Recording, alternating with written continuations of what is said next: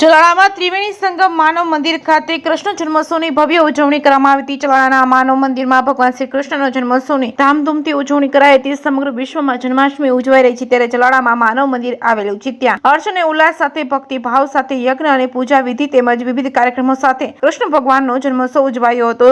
નંદ ઘેરા આનંદ ભયો, જય કનૈયા લાલ કી, હાથી ઘોડા પાલકી, જય કનૈયા લાલ કીના નાદ સાથે સમગ્ર ચલાળા શહેર ગુંજી ઉઠ્યું હતું। જે કેસિંગ ગુજરાતી સાથે બિપિન રાઠોડ, ચલાલા।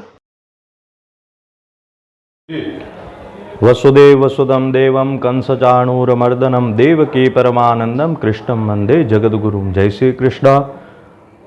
त्रिवेणी संगम मानव मंदिर चलाला द्वारा आयोजित आ पवित्र श्रावण मास अंतर्गत श्री राधा कृष्ण मंदिरना सानिध्यमां आज आ जन्माष्टमीना महापर्व निमित्ते आ दिव्य बधा भाविक भक्तो साथे मळी अने महा भगवाननो जन्म उत्सव उजवायो है। અને સાથે અમારા માનવ મંદિરના પ્રેરક એવા મંજુ દીદી દ્વારા માનવ મંદિર પરિવારના દરેક સભ્યનું કલ્યાણ થાય, બધાનું સારું થાય એ ભાવથી અહીંયા 1 મહિના સુધી ભગવાન ભોળાનાથની કૃપા મેળવવા શિવ અભિષેકનું પણ આયોજન કરેલ છે।